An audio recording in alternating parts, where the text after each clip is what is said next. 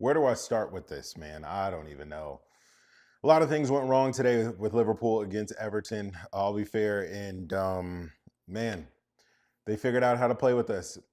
And I honestly believe that a lot of teams have figured out how to beat Liverpool and Jurgen Klopp's Liverpool, at least over the past 9 years. It took a while for them to kind of figure it out, but really, it's just a low block on the counter attack. Take advantage of your set pieces. It's that simple. I think one of the biggest mistakes that Klopp has probably made in his time as a manager is never having a super creative midfield where you can build chances and create chances out of the midfield, which is really a Johan Cruyff type of belief, which he doesn't necessarily come from that school of thought, kind of like, the Deserbis and the Pep Guardiolas, and now with the Liverpool link to Arne Slot, where you build from the back through the middle of the pitch and less so through the wings. And Klopp has always been guilty of that. He's always been guilty of distributing the ball out wide to some of his more gifted players, at least at this Liverpool side, of course, through through Trent mainly, through Robertson, and trying to create opportunities wide. And what ends up happening is what I've noticed that Everton did today is that whenever Trent got the ball, all they have to do was just put pressure on him, and then then he doesn't have the space to make these passes, right? To make these passes into the final third and almost bypass the midfield. And we're not even really using a lot of the midfield talent that we went and spent all this money on, at least in this last month, in these last handful of games. We're not even using them the right way. I don't even think, you know what I mean? Sabasai is probably one of the most potent number 10s in the world right now, if you ask me, just based off of some of his performance from Leipzig and some of his performances for his nation. Hungry, you can see how good he actually is going forward. And he was able to do the job in the beginning, the Henderson type role that Klopp likes to use, that hardworking industrial midfielder that plays both sides of the ball. I don't think it fits his role anymore. And we know that Maka is probably one of the most influential players that we have on the team now. But I think ever since Trent's kind of got back into the side, he plays a lot of these searching balls across field that are very pretty to look at, but it completely bypasses Maka, and it almost mitigates his influence onto the game. I mean, this is probably one of the first games that I've watched since he's played that we really didn't hear his name very much, right? And Everton figured that out. They understood that all we have to do is just put every man behind the ball, and whenever Trent gets the ball, put pressure on him. What will end up happening is that they will play a lateral or horizontal pass, or they'll go back to their keeper. And Atalanta figured this out as well. And you can kind of just see teams are starting to figure out how to play against a Jurgen Klopp side. It's that easy and that simple. Why Klopp does so well against Arteta's and Pep Guardiola's and other teams that like to play attacking football is that specifically. They like playing attacking football, and that leaves spaces and openings for us to make these passes into the final third. But when you play against teams that are really good defensively, they're big, they're great in the air. This is probably one of the first games that I've seen Virgil van Dijk lose nearly every header. He lost almost every single header that he was up against. And I'm almost 100% sure we lost every single second ball, which ended up leading to a lot of those goals. Tough to take today. And I think that essentially takes us out of the title race. This doesn't, what hurts even more is the fact that Manchester United and Everton are the reasons why we don't get two of these trophies this season. And it's not ceremonious at all. Klopp's last Merseyside Derby ends in a 2-0 defeat at Goodison Park, and Klopp's last ever European game ends in a 3-1 aggregate defeat to Atalanta. It sours almost the times that we had together with Jurgen Klopp, knowing how much we loved him as a support group and as a team, and what he's done for our team and brought us back to those upper echelons. But you look back and you say, man, we should have won more. We should have won more. We should have had more than just one title. We should have had more than just one Champions League. And you look back and you have to think just a little bit. Come talk to me, guys. Talk to me just a little bit. You have to think we underachieved under Jurgen Klopp. You have to, I don't care if you are the most positive Liverpool fan, you have to think we underachieved again with Klopp. The players that we had, some generational talents with Trent, Salah, Virgil van Dijk, Allison, the coaching that we had, knowing that Klopp is probably one of the best tacticians in the world, maybe not so much anymore, right? But during that streak, he really was, and pushing Pep all the way to the brink. But you have to think, why couldn't we get it over the line? Why was Pep able to get it over the line and Klopp wasn't? You can say, oh, money, they have more resources, they have unlimited bank account, unlimited players. I get that, but we were right there. Why were we not able to get one more, two more over the line in a lot of those situations? And I think it's just down to the stubborn tactics of Jurgen Klopp sometimes, man. To literally see that retaliation, right? In that last game, winning in 3-1 with the players that he ended up fielding, who showed heart, who showed determination, who showed grit. Harvey Elliott, Ryan Gravenberch, right? Cody Gakpo. I know that he's his wife went into labor, so he's with her right now. But the changes that he made in that last game, and then just to go back to his usual lineup this game, and for us to lose 2-0 is heartbreaking, man. It's tough. And I know a lot of people are going to come after players. They're going to come after Salah. They're going to come after VVD. They're going to come after Trent for conceding that Calvert-Lewin goal. But I think really the person that has to take the responsibility, and maybe not so much the blame, because I know blame is a very divisive word and kind of divisive terminology. But the person that has to take responsibility for these last 5-6 results is Jurgen Klopp with the tactics. He has a hard time changing things and tinkering and making adjustments. As of late, it hasn't always been that way, right?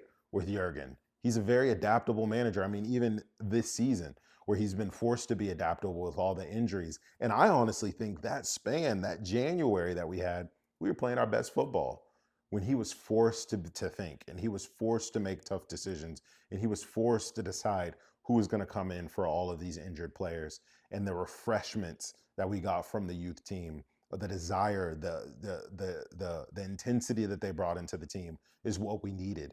And that was our best string of games that we had, was in that January when we didn't have a lot of these first team players.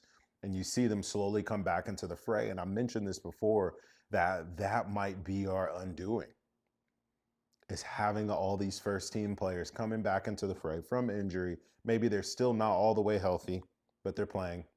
They're rusty, they haven't played in months, and they're coming back into this team that's in a great rhythm. And they throw things off, and that's exactly what ended up happening, man.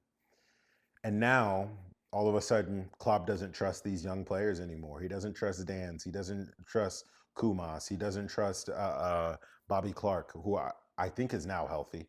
Gravenberch, who had a great game last game, and he didn't even get to play today. Didn't even get to play. So it makes you think, damn, what went wrong this season? And I know there's going to be a group of Liverpool supporters that are going to say, Roman, what are you talking about, man?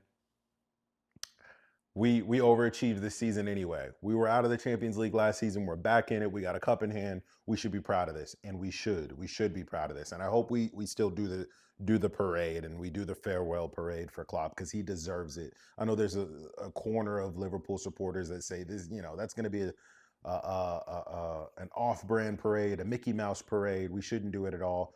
We're going to celebrate Jurgen Klopp's achievements. We're not going to celebrate what we've done this season.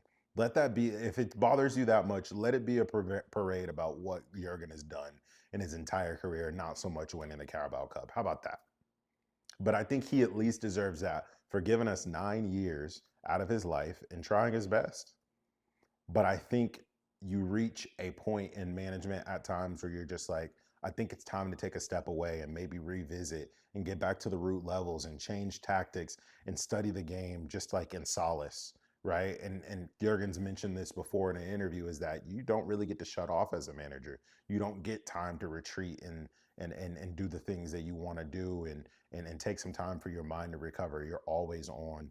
So I'm glad that he's going to be able to get this rest, because you can see he does look tired and he does look out of ideas. And I think the timing is perfect for a guy like Arne Slot, to come in and do something different with this Liverpool team, who is more on that side of playing beautiful football through the middle of the pitch instead of on the wings, and stringing passes together, not so much bombing long balls in from deep like Klopp has kind of resorted to, and teams have just figured out. So this is what they're doing. Let me do a tactical breakdown for you real quick. These teams are pressuring Trent. Like I mentioned before, they're pressuring Trent. They pass it back to Konate. Konate then does a lateral pass to VVD. VVD then sends it back to Allison. Allison sends it to Konate. They press Konate. Konate sends it back to Allison. They press Allison. Allison lumps it long. They win the header. They come back our way. We get the ball back, and the process restarts again. That's how teams are beating us right now. When they win that ball back, they force us to commit a foul. They get a set piece. They score on us. Or they hit us on the counter. That's how you beat a Jurgen Klopp team right now. Where you have to look at some of these other managers, they would make the adjustment. They would make the changes. Pep would have made the adjustment in the change. Xabi Alonso would have made the adjustment in the change. Right? Some of these top managers right now would have made the adjustment in the change and changed the tactics to fit the scenario. And I think Klopp is just a little, when he says he's tired, I think he feels he's out. He's tired in the realm of coaching. He's tired of coaching and the tactics and all that comes with it. And he's kind of out of ideas, and he wants to take some time to just get energized and get his passion about the game back again. Because you can see it, the smirks on the sideline, the disbelief, the late substitutes when he probably should have did them 10, 20 minutes before. You can tell he's kind of out of it, right? One eye on the door type of thing. So it's tough, and it's not great to watch. It's not an easy pill to swallow. But I think the timing of him deciding to step away is coming at a good time. And I think from what the reports I'm seeing right now, who knows now that Arne Slot is supposed to be taking over. And I think his brand of football, just off of the small little research that I've done, is probably the direction Michael Edwards has been wanting to go for a really long time, which is why they were very interested in De Zerbi, is that style of play where we string passes together through the midfield. We play beautifully. We break teams down systematically with intricate passes versus looking for the long ball, pumping it out to the wings, hoping that Mo Salah or Diaz, or in our case, Sadio Mane, does the impossible and digs a chance out and has a score, right? Tough. It's tough stuff, but it's the truth. And we have to swallow those things, and we have to move on. It's time for us to build a midfield that's based off of style, that's based off of substance, and that has a Coutinho-like figure in it. I think Szoboszlai could be that person for us. A Kevin De Bruyne type individual in it that can unlock defenses from the midfield. Because when you push out wide, you only have 3 options for a pass: backwards, lateral, and forward. When you play the ball into the middle of the pitch, you have unlimited choices. It's simple football. It's simple football. But when we're always going wide, if the forward pass is blocked, we can only go lateral, and we can only go back. And that's why it's happening over and over and over with this Liverpool team, because we don't play through the middle. We have the personnel, but they're all being played out of position. Szoboszlai is being played as a box-to-box 8 when he is a out-and-out 10, and a damn good one at that. And McAllister has been played as a 6 when he should be a box-to-box 8, and he's a damn good at that one as well. Trent should be playing as a deep 6, quarterback 6, and a double pivot with a destroyer, and not a right back. And that's the truth. So let me know what you guys think. Tough day. I know it's a longer video, but I had a lot to say. We'll see you guys on the next one. Let's hope for a great end to the season, but I think this definitely spells the end of our title push and the end of Jurgen Klopp's era. So you guys have a good one. We'll see you next time.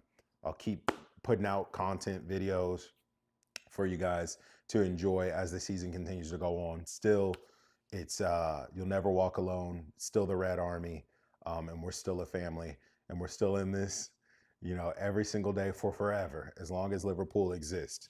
But days like these are tough to swallow, especially in a derby. But we go again. We got to pick ourselves up, and we got to make changes, and we got to make adjustments, and then go again. See you guys next time. Peace.